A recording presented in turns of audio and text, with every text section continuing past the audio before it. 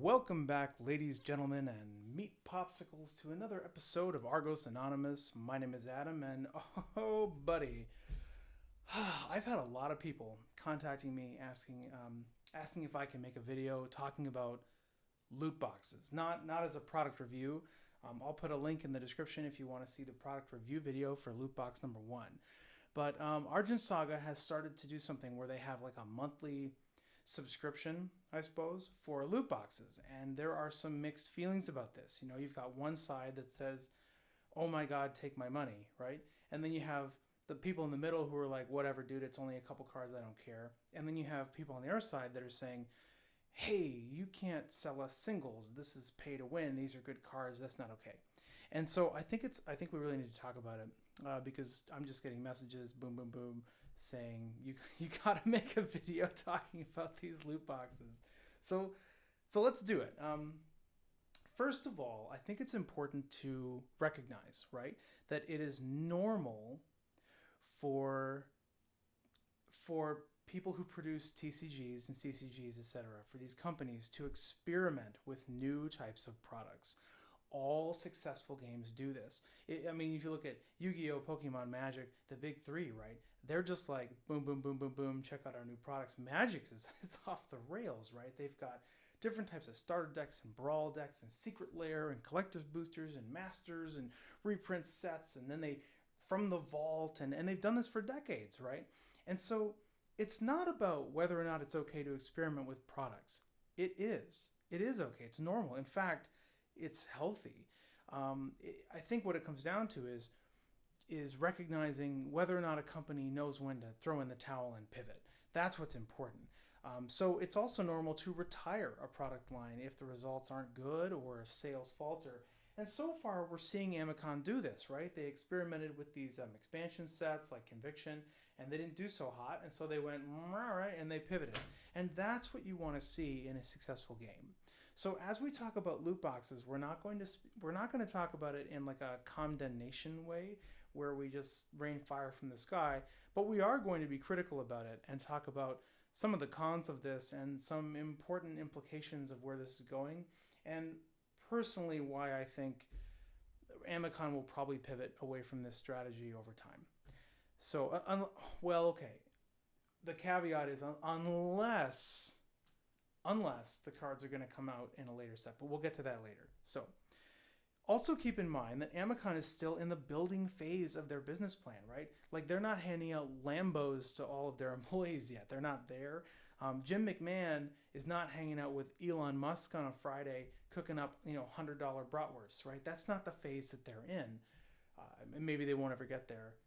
If you do start handing out Lambos, where do I turn in my application? I guess that's probably a while from now. Anyway, they're just trying to build a good game and a successful business, and doing that takes money. You've got to do it. Do you think good art is not cheap? Okay? And the card stock, if you look at the card stock, this is just my opinion, but I think Argent Saga card stock is hands down the best card stock of any card game on the market. And I would, some people might think it's like too good. They want paper. I don't. I want a card. And this feels like a card. And you think this is cheap? This ain't cheap. So they've got to run a business to run a good game. So that takes experimentation with products. So now, what is it then about loot boxes that's making people get a little riled up? Well, it's because it's different. And here's why. When you look at the expansions, right, they didn't sell well, I think, because they weren't randomized. And non-randomized products don't feel good. Players they don't keep buying them. The stores won't sell as many of them. Yeah, if you're Magic, you've got such a huge player base, you can put out a non-randomized product and it will sell because everything sells. But the truth is, I don't think they sell as well for Magic either, right? So it's never going to be as good a selling product. So maybe when your game is huge, you can fart some of those out and people will still buy them, but they're never going to be as good. So when your game's brand new, you're playing with fire, farting out sub-quality, or not sub-quality, the quality is fine, but just the design of it is not something that sells as well, and it's a risk you're taking if you keep doing that. So, but loot boxes are different, right? Because anyone could buy this and it was cheap. Then they did the LGS packs, And LGS1 came with one early release card, Gloom Necrolord, which later came out in Ascension as a rare. So early release cards are fine, right? The people who want to pay for it up front get it, but then shortly after that, everybody gets it. And I think players don't complain about this. Players seem to think this is fine. They did have a card that so far is unique to LGS1, and that was Tux, the Spirit. So this did help sell the product, and I don't remember people really complaining about it. And they were complaining a little bit because, you had to buy this. But LGS is a randomized product, and I'm telling you, players like that. They like randomization. It's sort of like Amicon is putting control in the hands of players and the secondary market when they release products as a randomized product. They like, and people like that. They feel like they're not getting hosed because you can still pay $4 and put your hand, in the arms of fate, and then maybe you'll pull a Tux, and people like that. Similarly, LGS2 had 2 new cards, which I don't know. So far, are these unique to LGS2? Maybe. Neither of them are game breaking though, right? Like it's not gonna like crush the meta if you don't get this. But these could also, who knows? These could be early release products. These could come out in a future booster set. Maybe they're in booster set 4. They said there's beasts in booster set 4. Both of these are beasts, right? So these could just be early release. And if they are, I 100% support that. I think that's a great way to release it. You give a full art optional early release to people who want to pay, and then people who don't still get the cards later. And I think then everybody wins, right?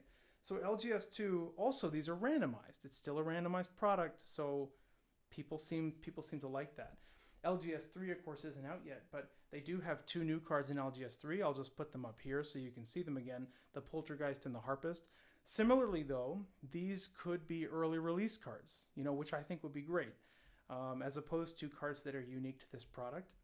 And if they're flashy, they're nice, they're fancy, they're optional early release cards. People will still buy them. They're still going to be nice, but they won't break any other product. And also, it's a randomized product, which is going to sell well. So heads up, even if you don't like LGS boxes, I got news for you, man. These are going to sell well. So next up, we've got the loot boxes.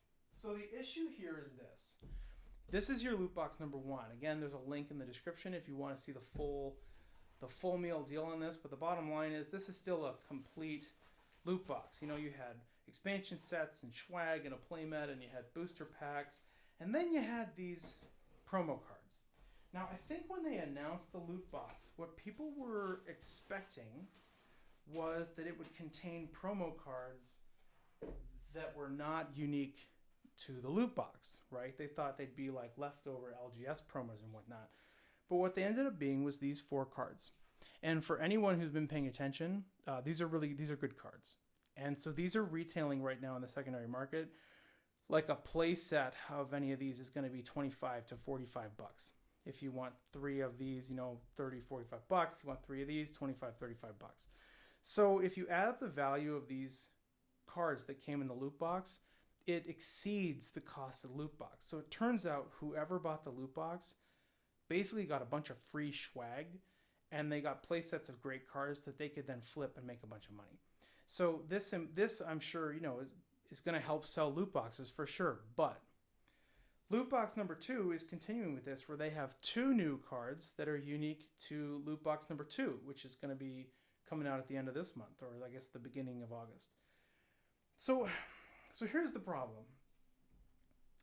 If these cards are unique to the loot box, and because they are powerful enough to change competitive play, you are essentially saying that if every month that is the case, you're basically telling people, if you want these cards, this is how you get it. You've got to buy the singles from us. I mean, yeah, they're packaged with a loot box, and yeah, you'll probably the value of the box will be, like, if you like booster packs and play mats and stuff like that, it's a great deal, because you'll get all of that, and you'll get these promos for free that are probably always going to be worth the value of the box. But if you don't like booster packs and play mats and all the kind of swag, and there's that type of person who like hates that stuff and thinks it's all worthless, and then there's the type of person who loves it. There's a million types of people in the world. if you're the kind of person who hates extra stuff and you just want the cards, you're going to hate this product. And the funny thing is, it's actually not logical. It's in some ways it's an emotional thing, because think about it. If these were Argent rares in a booster set, they would cost you $20. They'd be like $15 to $20 to buy this. But if it's part of a randomized product, people don't seem to care, because they feel like, I think anyway, they feel like fate, it's still like in their hands. Like they can go and they can choose to buy packs or not, and they can get cards they don't want and then trade them, and there's still this process of secondary market and randomization is accepted and favorable, and people understand it and they're used to it and they don't mind it. So you can release, even though people who wanted these cards would have to pay for them anyway, they seem to be okay with doing that. Whereas if they send the money straight to Amazon and then get a loot box out, some people like it, right? Because then they don't have to deal with going through all the other secondary market channels. And some people hate it because they want to put their, they want it to just, the secondary market to take care of pricing. That's what they want. They think that's fair. So as we release more good game-changing cards through loot boxes, you're going to probably have a growing voice of a certain segment of the player population who is opposed to it. And I just think what you're going to find, Amicon, I think, is that whenever you take randomization out of selling cards, you're going to face opposition, because people just don't like it. They don't like it. They like free will. They like the secondary market process. They don't like... Now, some people don't care, but there's this group of people, they don't like selling singles direct. Even if you dress it up in a bow and put a puppy in the box, they're not going to like it.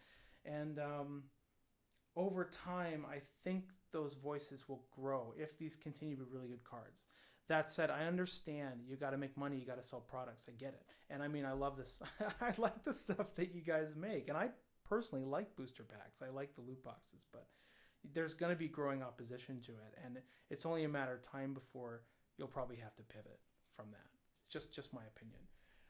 Of note, people have compared this to Secret Lair. Secret Lair is a Magic the Gathering product that is selling like hotcakes. And you'll find a lot of people on the internet that are saying, bruh, they're selling singles to the public direct and it's evil. But there's a big difference between Secret Lair and loot boxes from Amicon. And that is that Secret Lair products are flashy new versions of cards that have already been released through booster boxes, that have already trickled out through the secondary market, and the prices have already been set by the players, right? Not by the game. And so these are 100% optional. And people still argue against it, but I think it's acceptable because they're just fancy versions of kittens here, and you definitely don't need it. Whereas these are new game-changing cards that you need. And so I don't know. I just think you're going to be able to do this for a while. And don't worry, guys. Like, okay, I guess I should say this too. We don't really know what the long-term plan is, because it's possible that these are just early release cards. These are just it's a basic version, right? It's not a full art. It's not a foil. It's not fancy. And what do we know about Amicon? You tend to see these first. You see the basic versions first. And then down the road, you get more stuff. You get more versions. And it increases the card count. And it decreases the prices of these. And that's okay. You know, it's different than what we've seen before, but I think it's something we can get used to. So that you've got people who just have to have it right now, who pay for this up front. But if you're patient, you might see this come out in an event. You might see this come out in an LGS box as a full art. You might see it come out in a tournament as a championship stamp. You know, you might see this come out as a serial card. We don't know. And I think that would be good if you can do the loot boxes as an early release product and then still release the cards in the general population as part of a randomized product, ideally, or less ideally, at least in waves as part of some other products you can get from events or whatnot, then I think you're okay. But, and I get it. People aren't going to want to buy these if they're reprinted right away. But if you keep these unique to the loot box, then you're going to have a pitchfork mob that is not going to like it. They're not going to like it, and they're going to get louder about it. So, although you won't sell as many loot boxes, I think these should be, if it were me, I would make these early access promos, and then I would put the cards in other sets. That's what I would do if it were me. So if you're going to keep doing loot boxes, that's what I would do. And I'm sorry, if you bought loot boxes and you paid a bunch of money for these, you're not going to like that. And I'm sorry, I promise you. I'm just thinking about the game and the whole player base. And I don't mean to speak against people that want these to be worth a lot and want them to be prized and precious. I understand that, and I'm with you guys. I paid money for these too, you know. I just think about the health of the game over time and the different strategies being employed, and I have to speak to that. And I know you can never make everyone happy, but that's what I think about loot boxes. And so we'll just have to watch and see if these show up somewhere, and if the new loot box number 2 cards show up somewhere, and you know where they show up and how they show up and what we do with that, and where they go. And I'm sure that if there's too much of a fuss, Amicon will pivot. They'll do it. Don't think that they don't care. They do care. They are watching this. This is their baby. They care. And the money that they make from this, guys, is going to show up as better art. It's going to show up as larger sets. It's going to help develop the game. It's not going into Jim's Lamborghini. Sorry, Jim. I don't know. Maybe you've got one. Maybe not. You know, it's not going to that. It's going to develop the game and expand the game and give us something awesome to play and awesome to look at. So there you go. There's my 2 cents on loot boxes. Feel free, please add your comments. If you've got comments about it, put it in the comments. You know, let's start a discussion on this. I'm excited for the people who are excited for loot boxes, and I just say if you hate the loot boxes, give it a little time. Let's see how it develops, because maybe these will come out in a later product too, and it'll become more accessible for everybody, and then it'll all make sense, right? That's all I got. All right, have a good what is it? What day is it? Thursday? I guess it's not the weekend yet. Well, let's just say it in advance. Have a good weekend, guys. That's all for now. Argos out.